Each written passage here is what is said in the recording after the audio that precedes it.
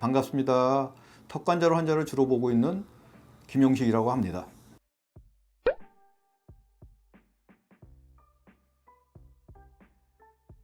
턱관절 환자는 주로 여자분들이 과거에는 7, 남자분들이 3, 주로 20, 30대가 많았었는데 최근에는 남자분들이 4, 여자분들이 6, 이렇게 부포가 약간 평준화되고 있습니다. 그리고 오시는 연령층도 좀 더 다양해지고 있습니다.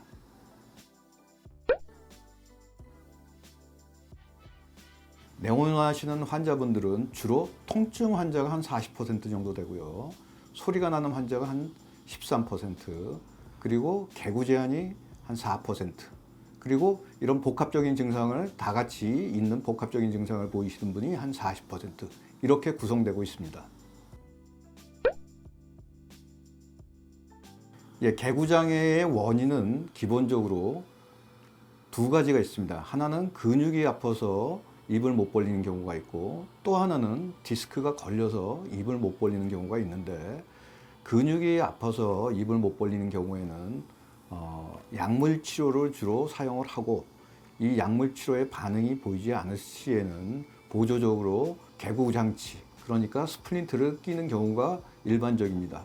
하지만 디스크가 걸려갖고 입이 안 벌어지는 경우에는 30mm까지는 벌어지는데 더 이상 벌어지지 않는 경우가 일반적인데, 이런 경우에는 턱을 앞으로 내는 ARS라고 이런 특별한 스플린트 장치를 껴갖고 사용을 하셔야지만 개구장애가 해소될 가능성이 훨씬 더 높습니다. 턱관절 안면 비대칭은 기본적으로 두 가지 종류로 나눌 수가 있습니다. 첫 번째는 경조직, 뼈가 좌우 대칭이 되지 않는 경우가 하나 있고요. 두 번째는 연조직, 그러니까 근육이나 얼굴 쪽에 피부가 한쪽이 두드러지게 커지는 경우가 있습니다. 그래서 이런 경우에는 턱이 좌우가 비대칭인 경우는 수술로서 해결이 되고, 연조직의 경우에는 스플린트를 끼거나 보톡스를 놓거나 아니면은 도수 치료나 일반적인 마사지나 아니면은 물리치료를 이용하시면은 비대칭의 정도가 상당히 개선이 될 수가 있습니다.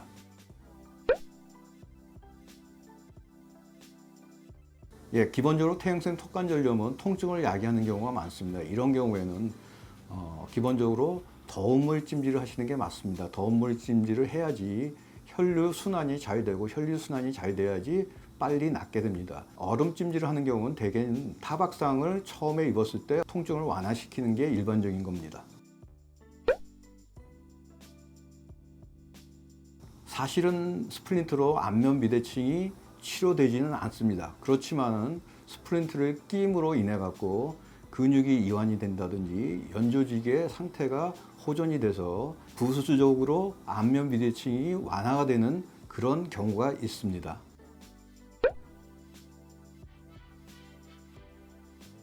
기본적으로 스플린트를 하루에 24시간을 끼는 게 아니라 밤에만 끼시는 경우에는 개방교합이 일어날 수가 없습니다. 개방교합이 일어나는 경우는 스플린트를 24시간 장기간 끼는 경우나 아니면은 퇴행성 턱관절염이 와서 뼈가 녹아갖고 턱이 뒤로 돌아가는 경우, 이런 경우에 개방교합이 생깁니다. 그래서 기본적으로 스플린트로 인해서 생기는 경우는 거의 없습니다.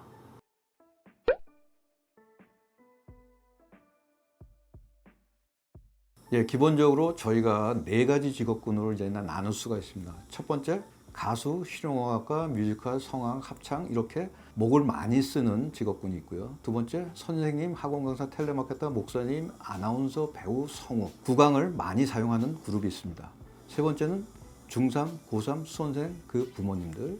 네 번째는 신림동 노량진에서 고시 수험 공부를 하시는 학생 아니면 그 직업군들이 있습니다. 이렇게 네 가지 직업군이 있는데, 첫 번째, 두 번째 그룹은 주로 사용 빈도수가 높은 그룹이고요. 세 번째, 네 번째는 스트레스가 많고 자세가 안 좋은 그룹입니다. 그래서 이런 그룹, 네 가지 그룹들이 가장 일반적으로 턱관절 증상이 많이 나타나는 그룹들입니다.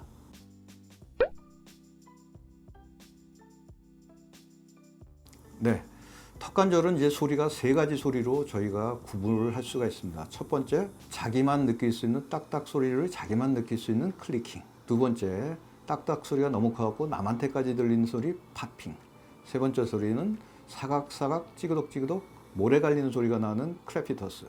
이렇게 세 가지로 나누는데 첫 번째, 두 번째 클리킹, 팝핑은 디스크가 빠졌다가 자기 자리로 돌아오면서 나는 소리인데 그 빠진 정도에 따라서 소리의 크기가 차이가 있습니다.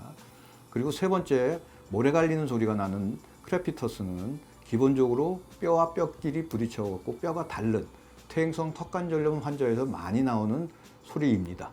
그런데 이 소리가 일주일에 몇 번 났다고 해서 이걸 소리 난다고 얘기할 수는 없습니다. 그래서 규칙적으로 반복적으로 계속 소리가 나야지 소리가 난다고 저희가 평가를 하고 있습니다. 네, 가장 기본적으로 지켜야 될 거는 지나치게 크게 입을 벌리거나 하품을 크게 한다든지 소리를 크게 낸다, 노래를 많이 부른다, 껌을 계속 씹는다, 이런 이제 기본적으로 턱을 지나치게 과도하게 사용하는 경우가 금물이고요. 두 번째는 음식을 먹을 때 지나치게 딱딱한 음식, 갈비, 껌, 땅콩, 가능하면은 턱이 안 좋을 때는 이런 것들을 좀 작게 잘라서 드셔야 되고, 세 번째 가장 안 좋은 버릇들이 있습니다. 기본적으로 뭐냐면 턱을 괴거나 손톱을 깨무거나 입술을 뜯거나 엎어져서 자거나 한쪽을 기대서 자거나, 이런 버릇들은 자꾸 턱관절을 자극을 해갖고 통증을 야기시킬 수가 있습니다. 이 세 가지를 기본적으로 가장 주의해야 되는 버릇들입니다. 턱관절에 소리가 나는 경우에는 세 가지 소리가 있었는데 기본적으로 클리킹이 굉장히 많습니다. 전체 인구의 30에서 40%가 클리킹 소리가 납니다. 단지 소리만 나는 것 같고 치료는 안 하고요. 소리가 나면서 통증이 있거나 교합이 안 좋거나 입이 안 벌어지거나 뼈가 녹는다든지 이런 부가적인 증상이 있어야지 치료를 하고요. 소리가 지나치게 커갖고 팝핑이라든지 아니면 모래 갈리는 소리가 나면은 증상이 악화될 수 있기 때문에 치료에 들어갈 수가 있습니다. 그리고 단순히 소리만 나는 것은 그 치료가 완벽하게 되지는 않습니다. 70% 정도만 소리가 없어지거나 완화가 되고 30%는 소리가 없어지지가 않습니다. 그래서 현재는 단순히 소리만 없애는 치료는 하지는 않고 있습니다.